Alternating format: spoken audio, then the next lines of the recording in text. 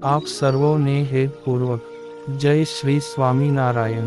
આજની સત્સંગ કથા વાર્તા નિજ મંદિર સાવરકુંડલા। પવિત્ર ચૈત્ર માસ વિશેષ। આજની સત્સંગ કથા વાર્તામાં આપણે ચરિત્ર કથા અંતર્ગત ગામ ગઢપુર શ્રી ગોપીનાથજી મહારાજના મંદિરની પ્રસંગ વાર્તા સાંભળશું। ગઢપુરમાં મહારાજે શ્રી ગોપીનાથજી મહારાજના મંદિરનો આરંભ કર્યો। પાયા છપાયા ને ખોદકામ થયું। તે વખતે સવિત્રાનંદ સ્વામીએ બે હાથ જોડી મહારાજને વિનંતી કરી કે મહારાજ, આ 2-3 દિવસથી પાયા ખોદાઈ પડ્યા છે, માટે ઘેલા નદીમાંથી પથ્થર લાવવા છે, તો તમે સંતો ભક્તોને સાથે લઈને ચાલો તો મંદિર માટે પાણા લવાય। ત્યારે મહારાજ બોલ્યા, જે એમાં તે શી મોટી વાત છે, ઈ કામ તો સરસ સેવાનું છે। એમ બોલતા થકા મહારાજ ઊભા થયા ને ચાકડીના ચટાકા બોલાવતા આગળ ચાલ્યા ને પાછળ માળાના મેરની પાછળ પારા ચાલે એમ સંતો હરિભક્તોની સાથે બ્રહ્મચારી પાળાની ટોળી પણ ગોવાળ પાછળ ગાયોનું ટોળું ચાલે એમ હાલતું થયું। અને ઘેલા કાંઠે આવીને મહારાજે એક ધૂળના ઢગલા ઉપર ચડી બેસતા કહ્યું કે આજે જેને જેને કલ્યાણનો ખપ હોય, તે જીવની મુક્તિ માટે સાચો ભાવ હોય તો તે સૌ જે અમારી પાછળ આવ્યા તેમણે આ કાંઠેથી પોતપોતાની પહોંચ પ્રમાણે એક પથ્થર લઈ શ્રી ગોપીનાથજી મહારાજના મંદિરના પાયામાં નાખવા માંડે। શ્રીજી મહારાજ ના બોલ હજુ કાને પડે ત્યાં તો સંતો ભક્તોને પાળા સૌના હૈયામાં અનેરો આનંદ ઉત્સવ ઉઠ્યો ને હરખના પૂર ઉમટ્યા। તે સૌને કાયામાં ધગશનો એવો વાયરો ચઢ્યો કે ભફો ભફ જય સ્વામિનારાયણ, જય ગોપીનાથજી આવા નામનું મંત્રગાન મુખેથી નીકળતા સૌ કોઈ પહોંચ પ્રમાણે ખંભે પથ્થર ચડાવીને ગાન કરતા હાલવા માટે અધીરા થયા।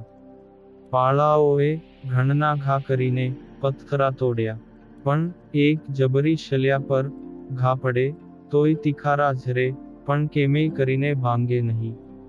એ જોઈ બેચર ભગતે પાળાના હાથમાંથી ઘણ માંગ્યો। તેણેય ઘણા ઘા કર્યા, પણ અંતે એ પણ હરેરીને થાક્યા, પરંતુ પથ્થર તૂટ્યો નહીં। આમ વારા ફરતી સૌએ ઘણા પ્રયત્ન કર્યા ને શરીરે પરસેવો વછૂટ્યો, તે થાકીને લોથપોથ થયા। આ વખતે કુંડલી ગામના લુહાર બોજા ભગત આતાલ ઊભા જોતા હતા। સૌના માથા નીચા ઢળેલા ને નિરાશ મોઢા જોઈ તેને અંતરે વાચા ફૂટી, માળું, જો મને આ ઘણ હાથમાં લેવાની સેવા મળે તો ઈ પથ્થર શલ્યાને હું ભાંગી દઉં।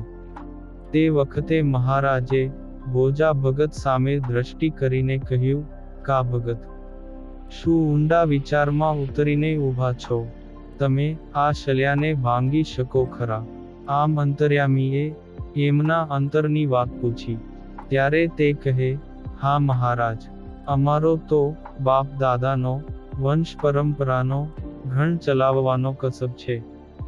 ગમે તેવા લોખંડ પર ઘા પડે ને મન ધાર્યા એના ઘાટ કરીએ એ તો લોહીના ગુણ છે ને ગળથુથીમાં પાયેલું તે કાની ભૂલાય થોડું, તો લ્યોને તમેય કસબ અજમાવી જુઓ, એ લાવ ભક્તો ઘણ આપો। એમ કહી પ્રભુ શ્રી હરિએ બોજા ભગતને ઘણ અપાવ્યો। તે મહારાજની આજ્ઞા થતા બોજા ભગતનું હૈયું આનંદના હિલોળે ચડ્યું। તે પંડ્ય ના રૂવાડે નવી ચેતનાનું જોર વછૂટ્યું અને ભગતે પાણાની ખાણ્યમાં ઠેકડો મારી મહારાજની સામે જોઈ મૂર્તિ અંતરમાં ઉતારીને ઘણ ફગોળીને જય સ્વામિનારાયણનો નાદ કર્યો ને શલ્યા માથે ઘા કર્યો। 1, 2 ને 3 ઘા તો શલ્યા માંડ ખમી શકી, ચોથા ઘા એ તો નાળિયેર ફાટે એમ ફસડાઈને 4 કટકા થઈ ગયા। એ જોઈ સૌ સંતો હરિભક્તોના હૈયામાં આનંદનો ઉભરો ચડ્યો. વળી મહારાજ પણ રાજી થયા. ને ભોજા ભગત એક પથ્થર ખંભે ચડાવીને ખાણ્ય બહાર આવતા મહારાજે રાજી થઈ તેને બાથમાં લઈ બેઠતા કહ્યું કે, વાહ ભગત વાહ! ખરેખરી કારીગરાઈ તમે કરી હો. અરે મહારાજ, તમારી કૃપા દ્રષ્ટિ થઈ તે કામ સફળ થયું. નહીં તો મારું શું ગજું હતું. એમ કહીને ભગતે બહાર લાવેલો પથ્થર ખંભે ચડાવ્યો. મહારાજે પણ એક પથ્થર ઉપાડ્યો. ને પછી સૌ દરબારગઢ તરફ ચાલતા થયા.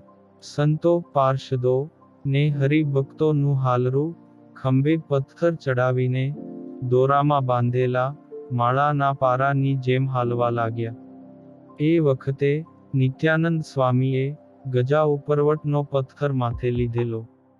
તે જોઈ પીઠવાજાળના લુહાર દેવશી ભગતના અંતરમાંથી ચીસ નીકળી ગઈ કે, અરર સ્વામી! આવો મોટો પથ્થરો ઠેઠ દરબારગઢ સુધી પહોંચી શકશે નહીં. વચ્ચે ક્યાંક પડી જશે તો ભારે દેહે પીડાનો પાર નહીં રહે. એટલે દેવશી ભગતે મન કકળાવતા કહ્યું. પછી મનમાં જ યુક્તિ ગોઠવી. પોતાના ગામના મેપા પટેલનું બાવડું પકડી પોતા પાસે ખેંચીને હળવે સાદે કહ્યું, મેપા પટેલ, તમે નાનો પથ્થરો લેજો. ને આગળ જતા આ નિત્યાનંદ સ્વામીનો પથ્થર તમે લઈને તમારો નાનો પથ્થર તેમને આપજો. તેમણે મોટો પથ્થર લીધો છે. તે દરબારગઢ સુધી પહોંચશે નહીં. એટલે મેપા પટેલે ફૂલની ટોપલી જેવડો નાનો પથ્થર લીધો. ને સ્વામીની પાછળ પાછળ હાલવા લાગ્યા. હજુ તો ગામનો દરવાજો આવતા જ નિત્યાનંદ સ્વામીનો દેહ ડગમગવા માંડ્યો. ને પગનું જોર ભાંગી ગયું. ને અંગે પરસેવાના રેલા ચાલ્યા. તે જોઈ મેપા પટેલે સાવધાનીથી તેના ખંભાનો પથ્થર હેઠો મેલી સ્વામીને કહ્યું કે, સ્વામી! તમારા ખંભેથી આ પથ્થરો મને દિયો. તે હું ઉપાડી લઈશ. તમારી ઈચ્છા હું પૂરી કરી દઈશ. તમે મારો આ નાનેરો પથ્થર લઈને ચાલો. ત્યારે સ્વામીએ મોટા પથ્થરને બદલે મેપા પટેલનો નાનો પથ્થર ખંભે ચડાવ્યો. પછી મેપા પટેલે સ્વામીનો પથ્થર લઈ પોતાના ખંભે લીધો. ને સૌ સાથે દરબારગઢે આવ્યા. ને પાયામાં પથ્થરા નાખ્યા. ને મેપા પટેલ ઉપર નિત્યાનંદ સ્વામી રાજી થયા. આ પુનિત પ્રસંગ આજે પ્રેરક પ્રસંગોમાંથી સાંભળ્યો. અને હવે પછીની કથા વાર્તા આપણે આગળના ભાગમાં સાંભળશું. અત્યારે આપ સર્વોને ભાવથી જય શ્રી સ્વામિનારાયણ.